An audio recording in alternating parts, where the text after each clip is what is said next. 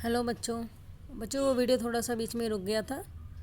तो हम ये पढ़ रहे थे कि आज़ादी मिलने के बाद कांग्रेस ने अपनी इस बात को पूरा नहीं किया कि अलग अलग प्रांत अलग अलग राज्य नहीं बनाए, क्योंकि पहले ही भारत बट चुका था पाकिस्तान में। इस वजह से इसलिए महात्मा गांधी की तमाम इच्छाओं प्रयासों के बावजूद एक स्वतंत्रता का एक राष्ट्र नहीं बल्कि दो राष्ट्र बन गए थे। देश विभाजन के फलस्वरूप हिंदुओं और मुसलमानों के बीच हुए भीषण दंगों में 10 लाख से ज़्यादा लोग मारे गए थे। ऐसे में ही यह चिंता स्वाभाविक थी कि क्या हमारा देश भाषा के आधार पर इस तरह के बंटवारे झेल सकता है। पता चला कि भाषा के आधार पर राज्य बना दिए, उनको बंटवारा कर दिया और वो राज्य बिल्कुल ही अलग हो गए भारत से। तो इस विचार से सभी डर रहे थे और इस वजह से ही उन्होंने अलग अलग प्रांत नहीं बनाए थे। प्रधानमंत्री जवाहरलाल नेहरू और उप प्रधानमंत्री वल्लभ भाई पटेल दोनों ही भाषा के आधार पर राज्यों के गठन की नीति के विरोधी थे। वो चाहते ही नहीं थे कि राज्य अलग अलग बने भाषा के आधार पर। विभाजन के बाद नेहरू ने कहा था कि उपद्रवकारी यानी कि प्रवृत्तियाँ सर उठा रही हैं, यानी उपद्रवकारी मतलब कि लड़ाई वाली या फिर दंगे वाली प्रवृत्तियाँ जो है वो सिर उठा रही हैं, जिन पर अंकुश लगाने के लिए राष्ट्र को शक्तिशाली और एकजुट होना चाहिए। वरना जैसे कि पटेल ने कहा, इस समय भारत की पहली और आखिरी जरूरत यह है कि उसे एक राष्ट्र बनाया जाए। यह कहा गया कि अगर हमने राष्ट्र को बांट दिया तो यहाँ पर दंगे फसाद होते रहेंगे और भारत बहुत सारे छोटे छोटे टुकड़ों में बंट जाएगा। पटेल ने भी यही कहा था कि इस समय भारत की पहली और आखिरी जरूरत यही है कि हम एक देश बनकर रहें, अलग अलग राज्य बनकर ना रहें। राष्ट्रवाद को बढ़ावा देने वाली हर चीज़ आगे बढ़नी चाहिए और उसके रास्ते में रुकावट डालने वाली हर चीज़ को हटा देना चाहिए। हमने यही कसौटी भाषाई प्रांतों के सवाल पर भी अपनाई है और इस कसौटी के हिसाब से हमारी राय में समर्थन नहीं दिया जा सकता। यानी कि इस मांग को हम नहीं मानते अभी, क्योंकि अभी हमारे देश को एक होकर रहने की ज़रूरत है। क्योंकि कांग्रेस के नेता अपने वादे से पीछे हट रहे थे, इसलिए जगह जगह असंतोष पैदा हो गए। यानी कि कुछ लोग ऐसे थे जो कि लड़ाई करने पे उतारू हो गए कि हमें हमारा राज्य अलग चाहिए। कन्नड़ भाषी, मलयालम भाषी, मराठी भाषी सभी अपने अपने राज्य के इंतजार में थे। सबसे गहरा असंतोष मद्रास प्रेसिडेंसी के तेलुगु भाषी जिलों में दिखाई दिया। यानी कि तेलुगु भाषी जो लोग थे, सबसे ज़्यादा वो लोग परेशान थे कि हमें राज्य क्यों नहीं मिला। जब 1952 के आम चुनावों में नेहरू वहाँ चुनाव प्रचार के लिए गए तो लोगों ने उन्हें काले झंडे दिखाए और हमें आंध्र चाहिए के नारे लगाए। उसी साल अक्टूबर में वयोवृद्ध गांधीवादी पोट्टी श्रीरामुलु तेलुगु भाषियों के हितों की रक्षा के लिए आंध्र राज्य के गठन की मांग करते हुए भूख हड़ताल पर बैठ गए। ये हैं वो श्री रामुलु ने वो क्या कहते हैं आंध्र प्रदेश की मांग करते हुए ये भूख हड़ताल में बैठ गए। जैसे जैसे अनशन आगे बढ़ा, बहुत सारे लोग श्री रामुलु के समर्थन में आगे आने लगे, इनके साथ ही हड़ताल पर बैठने लगे। जगह जगह लोग हड़ताल करने लगे और जूस निकालने लगे। 58 दिन के अनशन के बाद यानी कि 58 दिन तक यह भूखे रहे और 15 दिसंबर 1952 को इनकी मृत्यु हो गई। जैसा कि अखबार ने लिखा था, श्री रामुलु के देहांत की खबर ने पूरे आंध्र को अस्त व्यस्त कर डाला। विरोध इतना बढ़ गया, इतना गहरा था कि केंद्र सरकार को आखिरकार यह मांग माननी पड़ी। इस तरह 1 अक्टूबर 1953 को आंध्र के रूप में एक नए राज्य का गठन हुआ, जो बाद में आंध्र प्रदेश बना। आंध्र प्रदेश कब बना? 1 अक्टूबर 1953 को। और किसकी वजह से बना? जो श्री रामुलु ने जो अनशन किया था उसकी वजह से बना। 58 दिन बाद उनकी इससे डेथ हो गई थी, जिसकी वजह से वहाँ बहुत ज़्यादा दंगे होने लगे थे और इन्हीं दंगों को शांत करने के लिए सरकार को आंध्र प्रदेश नामक एक नया राज्य बनाना पड़ा। आंध्र प्रदेश की स्थापना के बाद अन्य भाषाई समुदाय भी अपने अपने अलग राज्यों की मांग करने लगे। जब भाई एक को दिया है तो दूसरे को भी दो, है ना। तो फलस्वरूप अन्य राज्य पुनर्गठन आयोग का गठन किया गया, जिसमें 1956 में अपनी रिपोर्ट सरकार को सौंप दी। आयोग ने सुझाव दिया कि असमिया, बंगला, उड़िया, तमिल, मलयालम, कन्नड़ और तेलुगु भाषाइयों के लिए अलग अलग प्रांतों का गठन करने के उद्देश्य से जिलों और प्रांतों की सीमा को पुनः तय किया जाए। यानी कि अभी बहुत सारे राज्य बनने बाकी थे भारत के। उत्तर भारत के विशाल हिंदी भाषी क्षेत्र को बांटकर कई राज्य बना दिए गए। कुछ समय बाद 1960 में बम्बई प्रांत को मराठी और गुजराती भाषी 2 अलग राज्यों में बांट दिया गया। 1966 में पंजाब का विभाजन हुआ और हरियाणा को अलग राज्य के रूप में मान्यता दी गई।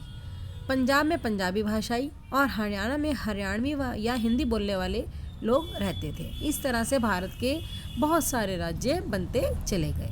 विकास की योजनाएं बनाना। भारतीयों को गरीबी से मुक्त कराने के लिए आधुनिक तकनीकी और अन्य औद्योगिक आधार निर्मित करना नए भारत का एक बड़ा लक्ष्य था। 1950 में सरकार ने आर्थिक विकास के लिए नीतियां बनाई और उन्हें लागू करने के लिए योजना आयोग बनाया। योजना आयोग कब बना? 1950 में। इस बारे में ज़्यादातर सहमति थी कि भारत मिश्रित अर्थव्यवस्था के रास्ते पर चलेगा, यानी कि यह उत्पादन भी करेगा और कृषि भी करेगा। मिश्रित अर्थव्यवस्था होगी, यहाँ राज्य और निजी क्षेत्र दोनों ही उत्पादन बढ़ाने और रोजगार पैदा करने का काम करेंगे। किस क्षेत्र की क्या भूमिका होगी, अर्थात कौन से उद्योग सरकार द्वारा और कौन से उद्योग निजी लोगों द्वारा किए जाएंगे, इसके बीच का संतुलन बनाया जाएगा और इन सबको परिभाषित करना योजना आयोग का काम होगा। 1956 में दूसरी पंचवर्षीय योजना तैयार की गई।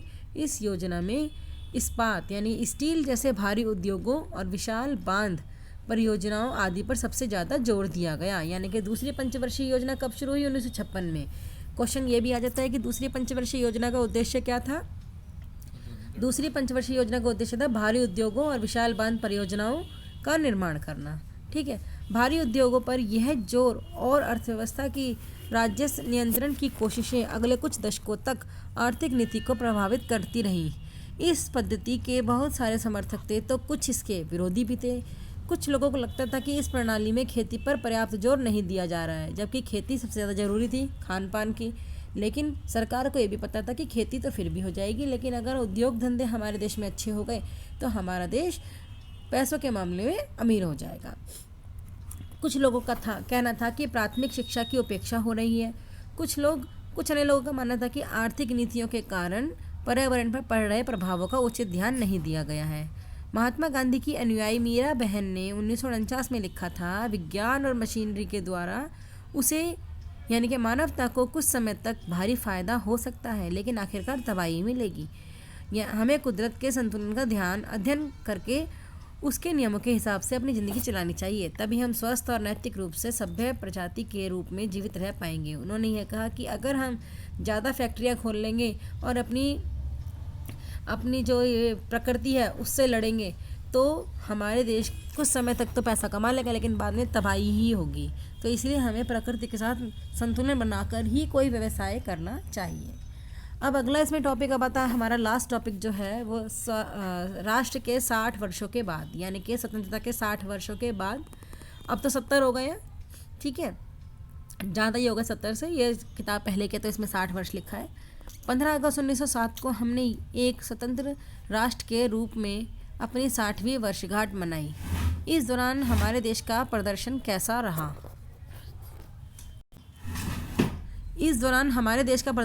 रहा? संविधान में तय किए गए आदर्शों को हम किस हद तक साकार कर पाए, यानी कि जो चीज़ें हमने सोची थी आज़ादी के समय वो हम उनको कितना मान पाए हैं, कितना हम उन्हें पूरा कर पाए हैं। भारत अभी भी एक है और लोकतांत्रिक राह पर चल रहा है, यानी कि जो संविधान में लिखा था कि लोकतंत्र रहना चाहिए वो रहा है। यह गर्व करने लायक उपलब्धि है। बहुत सारे विदेशी परीक्षकों का मानना था कि भारत एक स्वतंत्र देश के रूप में बहुत समय तक नहीं टिक पाएगा, लेकिन 60 सालों तक टिक गया। उन्हें लगता था कि भारत का प्रत्येक क्षेत्र या भाषाई समूह अपने ही देश को अलग अलग टुकड़ों में बांट देगा, लेकिन ऐसा नहीं हुआ। शुरुआत में हुआ लेकिन बाद में नहीं हुआ। कुछ विशेषज्ञों को लगता था कि भारत सैनिक शासन के कब्जे में आ जाएगा, परंतु ये सारी आकांक्षाएं बेकार साबित हुई। आज़ादी से अब तक 13 बार चुनाव हो चुके हैं और राज्य तथा स्थानीय निकायों के लिए सैकड़ों चुनाव हो चुके हैं।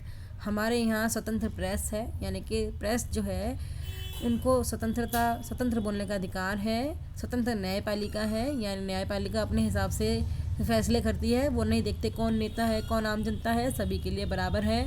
इसके अलावा यहाँ के लोगों की भाषाई विविधता या धार्मिक विविधता भी राष्ट्रीय एकता की राह में रुकावट नहीं बन पाई है। यहाँ पे अलग अलग भाषा बोलने वाले कितने ही लोग हैं, अलग अलग धर्मों को मानने वाले कितने ही लोग हैं, लेकिन आज भी वह एक है। परंतु दूसरी ओर यह भी सच है कि आज भी हमारे देश में गहरे मतभेद बने हुए हैं, आपस में लोगों की बनती नहीं है। थोड़ा बहुत वो अपने भाषा को लेकर, अपने धर्मों को लेकर एक दूसरे से भेदभाव करते ही हैं।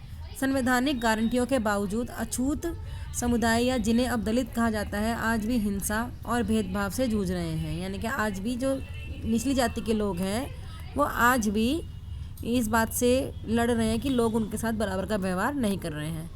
ग्रामीण भारत में बहुत सारे भागों में अभी भी वे साझा जल स्रोतों, मंदिरों, मैदानों और अन्य सार्वजनिक स्थानों का इस्तेमाल नहीं कर सकते। यानी कि गांव में आज भी ऊंच नीच का भेदभाव ज़्यादा है। संविधान में दिए गए धर्मनिरपेक्ष आदर्शों के बावजूद बहुत सारे राज्यों में विभिन्न धार्मिक समूहों के बीच कई बार टकराव हो चुके हैं। और सबसे परेशानी की बात यह है कि इस बीच अमीर और गरीब का फासला बढ़ता चला जा रहा है। यानी कि अमीर अमीर होता जा रहा है और गरीब गरीब होता जा रहा है। भारत के कुछ भागों और कुछ समूहों को आर्थिक विकास से भारी फायदा हुआ है। वे आलीशान घरों में रहते हैं, महंगे रेस्टोरेंट में खाना खाते हैं, महंगे स्कूलों में पढ़ते हैं, विदेशों में घूमने जाते हैं, खूब पैसा खर्च करते हैं। वहीं ऐसा है कि बहुत सारे लोग जो हैं वो गरीबी रेखा के नीचे हैं, जो कि 2 वक्त की रोटियां भी अपना नहीं जोड़ पाते हैं, अपने बच्चों को स्कूल नहीं भेज पाते हैं। हमारा संविधान कानून की नज़र में सबको बराबर मानता है, लेकिन असली ज़िंदगी में कुछ भारतीय औरों के मुकाबले ज़्यादा बराबर हैं। स्वतंत्रता के समय तय की गई कसौटियों के हिसाब से देखें तो भारतीय गणतंत्र बहुत बड़ी सफलता का दावा नहीं कर सकता, लेकिन यह भी सच है कि विफल भी नहीं हुआ है। यानी कि हमारा देश जो संविधान में बातें लिखी गई हैं उनको सबको ये नहीं कह सकते कि नहीं मानता, लेकिन ऐसा भी नहीं कह सकते कि सबको मानता है। यानी कि अगर वो हारा नहीं है तो वो पूरी तरह से जीता भी नहीं है। ये चैप्टर हमारा पूरा हो गया। इसमें किसी को कोई दिक्कत हो, परेशानी हो तो पूछ लेना। ये चैप्टर इंपॉर्टेंट है, लास्ट के दोनों, इनसे बहुत सारे क्वेश्चन आते हैं। ठीक है, अब मैं इनके क्वेश्चन आंसर भी आपको सेंड कर दूंगी, और जो बीच में मैं क्वेश्चन आंसर आपको चैप्टर पढ़ाते पढ़ाते बताती हूँ, अगर उनमें भी कुछ पूछना है तो बेटा पूछ लेना, क्योंकि वो भी आपके लिए इम्पॉर्टेंट ही है। ओके।